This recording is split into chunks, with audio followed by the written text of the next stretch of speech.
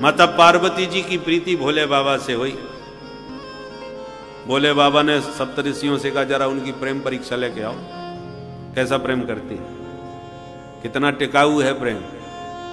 तो सप्तऋषि आए, जब पूछा क्या कर रही हो, बता दिया भोले बाबा कुछ पाने के लिए तप कर रहे हो। बड़ी जोर से सातों भैया से अब आपकी कोई बात पर कई लोग एक साथ हंसे तो आप असहज हो जाओगे, क्या हो गया भाई, गड़बड़ हो गया। पार्वती जी ने कहा इसमें हंसने की क्या बात है। बोले हंसने की बात यह है कि देवी ये बताओ ये तुम्हें सलाह किसने दी। बोले हमारे गुरुजी हैं नारद जी महाराज। तो और जोर से हंसे, वाह धन्य है, अपना घर बसा नहीं पाया उसकी बात से तुम अपना घर बसाने चली हो। अब वो तो घर फोड़ू बाबा है, बसे बसाए घर उजड़ा देता है, घर में लड़ाई करवा करके बिखार देता है। उस झगड़ालू बाबा के चक्कर में पड़ के तुम घर बसाने चली हो। अब गुरु निंदा, और वो भी देखो तुम्हारे गुरुजी ने तुम्हें सलाह भी दी तो किस वर के लिए दी, जिसके खानदान का पता नहीं है।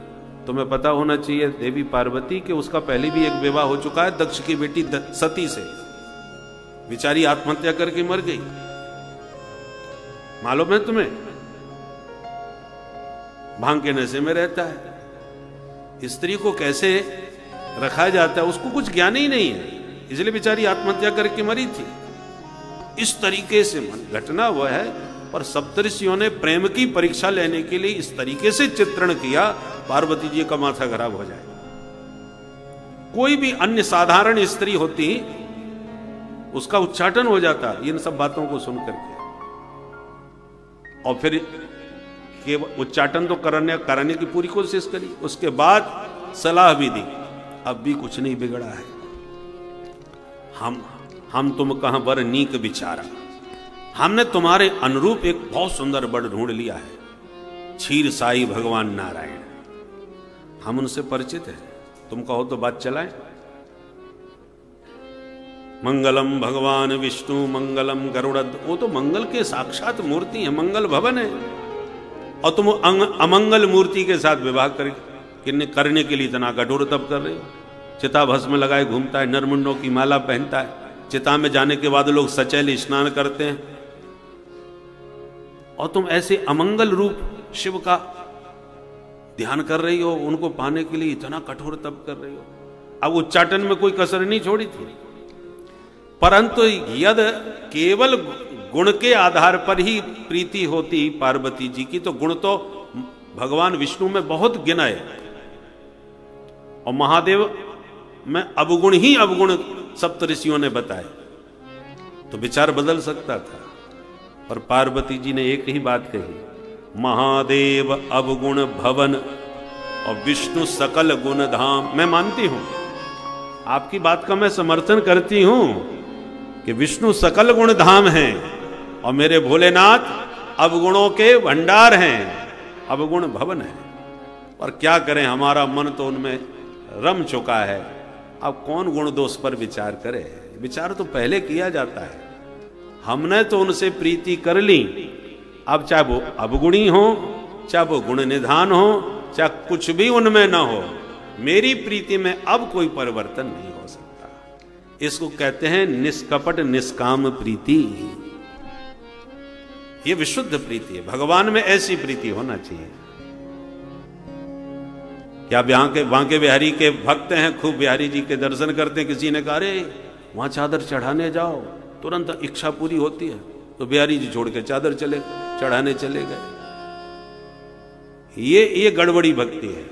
मन कुत्ता दर दर फिरे, दर दर दुर दुर होए, पर एक ही दर को वह रहे, दुर दुर करे न कोई। एक भरोसा, एक व्रत, एक आस विश्वास, दृढ़ता एक में होना चाहिए। जितनी निष्ठा अनन्य भक्ति में अनन्य भाव से होती है, परिणाम उतनी जल्दी होता है। एक ही जगह खोदते चले जाओ तो कितनी भी गहराई में जल क्यों ना हो, प्राप्त हो जाएगा। परंतु आपने 50 फुट खोदा, फिर किसी ने कहा यहां की जगह यहां पानी बहुत जल्दी निकलेगा, तो 50 वहां खोद डाला, फिर भी नहीं निकला, तो बोले यहां, किसी ने आके बोले यहां और जल्दी निकलेगा, तो वहां खोदते रहो। अब आपने 150 हाथ खोद डाला, 150 फुट खोद डाला, यदि एक ही जगह खोदा होता तो देर सवेर पानी आपको एक ही जगह मिलता, और ऐसे 50 जगह आप खोदते रहोगे तो जिंदगी खोदते ही निकल जाएगी, हाथ कुछ नहीं लगेगा। एक निष्ठ होना चाहिए। अनन्याश्चिंतयन्तो माम, अन्याश्रय भक्ति को नष्ट कर देता है, एक आश्रय होना चाहिए, अनन्याश्रय, न अन्य किसी का आश्रय ले, तब परिणाम निश्चित रूप से प्राप्त होता है।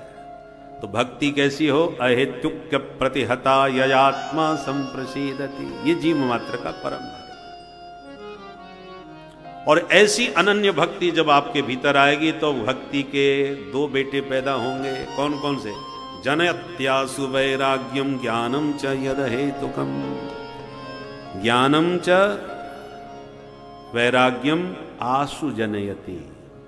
वो भक्ति आपके भीतर ज्ञान और वैराग्य को शीघ्र जन्म देगी, देर नहीं लगेगी, अविलंब। भक्ति जितनी शुद्ध होगी, ज्ञान वैराग्य उतनी शीघ्र आपके भीतर प्रकट होंगे। और मनुष्य का जीवन खाने पीने सोने के लिए नहीं है, ये आहार निद्रा भय मैथुन तो पशु पक्षी भी जानते हैं। मनुष्य जीवन का परम लक्ष्य क्या है? जीवस्य तत्व जिज्ञासा। मानव जीवन का परम लक्ष्य है तत्व को जान लेना। तत्व क्या चीज है? वदन्ति तत्तत्त्वविदः तत्त्वं यद् ज्ञानमद्वयम् ब्रह्मेति परमात्मेति भगवानिति सत्यते। तत्व एक ही है, परंतु ज्ञानी उस तत्व को ब्रह्म कहते हैं, योगी उस तत्व को परमात्मा कहते हैं, भक्त उसी तत्व को भगवान कहते हैं। निर्गुण निराकार रूप में उसका नाम ब्रह्म है, सगुण निराकार रूप में उसका नाम परमात्मा है, सगुण साकार रूप में उसी तत्व को भगवान कहते हैं। मोटे से उदाहरण से आप समझें, एक ही आटे से फुलके भी बनते हैं, पराठे भी बनते हैं और पूड़ी भी बनती है। अब आपने सबको पूड़ी खिलाई तो कुछ सज्जन ऐसे भी होंगे, साहब हम तो रोगी आदमी हैं, ये तली हुई चीज हम खाते नहीं, रूखी रोटी 2 मिल जाए तो पालेंगे साहब।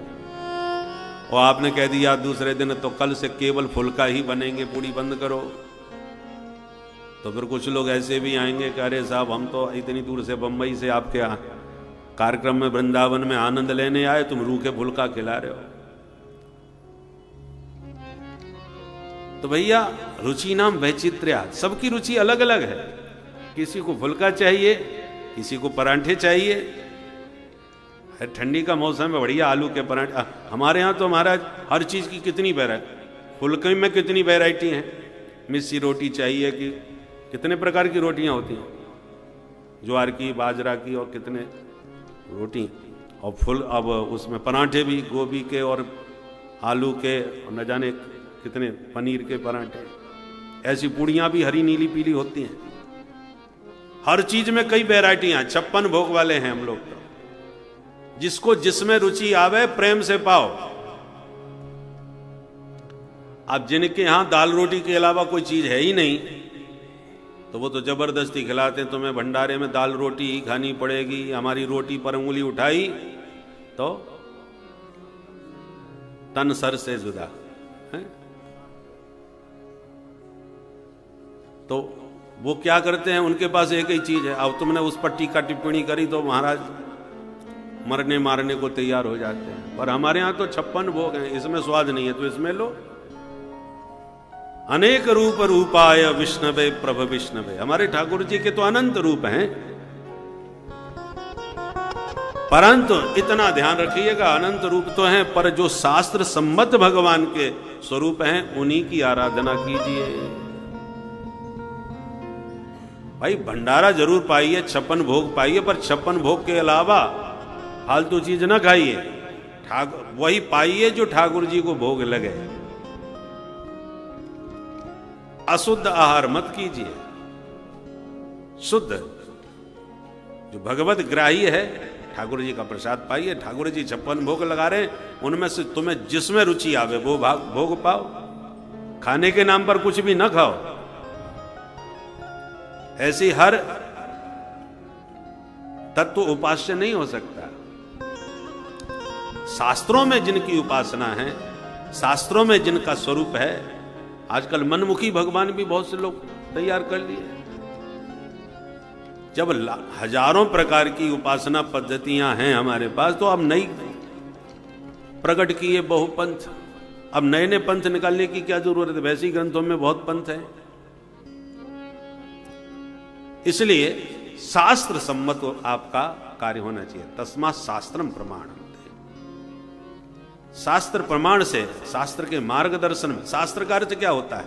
शासनात् त्रायते, जो शासन करता है और उसके बताए शासन से जो चलता है उसका त्राण कर देता है, कल्याण कर देता है, उसका नाम शास्त्र है। तो शास्त्र विहित कर्म करोगे तो कल्याण की गारंटी है, मनमुखी करोगे तो कोई गारंटी नहीं है। मजदूर काम करते हैं, किसी की आज्ञा में यदि काम कर रहे हैं कि देखो ये तुम्हें ये काम करना है, यहां इतना गड्ढा खोदना है, तो जिस मालिक ने खोदने को कहा है वो आपकी खुदाई की पारिश्रमिक देगा। तुमने इतने घंटे काम किया, लो ये रुपया तुम्हारा मेहनताना। अब उतना ही गड्ढा आप जंगल में जाके खोद दो, परिश्रम तो उतना ही हुआ, पर आपने अपनी इच्छा से खोदा, तो कौन देगा पारिश्रमिक? क्या इतने गड्ढे खोदते फिर वो जंगल में? बोले हमको क्यों नहीं मिला, हमने इतना गड्ढा वहां खोदा था। बोले किसके कहने से खोदा था? आप किसी की आज्ञा से जब खोदोगे तब तो उसकी गारंटी हम तुमको पारिश्रमिक देंगे। और मनमुखी ढंग से चाहे उससे दुगना गड्ढा खोद दो, 50वां गड्ढा खोद दो, कुछ नहीं हाथ लगने वाला, क्योंकि आपने किसी की आज्ञा से नहीं, अपनी मर्जी से खोदा है। उसी प्रकार शास्त्र विहित जो कर्म करोगे तो शास्त्र गारंटी लेता है हम तुम्हारा कल्याण करेंगे, उसका तुम्हें फल देंगे। और मनमुखी ढंग से तुम कर रहे हो कर्म, हमको फल तो शास्त्र विहित चाहिए और कर्म शास्त्र विहित नहीं करेंगे। ये आजकल चक्कर है। शास्त्रों ने जो तुम्हें कर्म बताया वो नहीं करना, हमको जो मर्जी आएगा हम वो करेंगे, और फल हमें शास्त्र विहित चाहिए।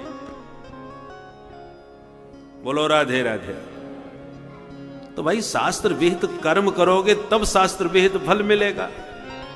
मनमुखी का कर्म का फल थोड़ी शास्त्र देगा।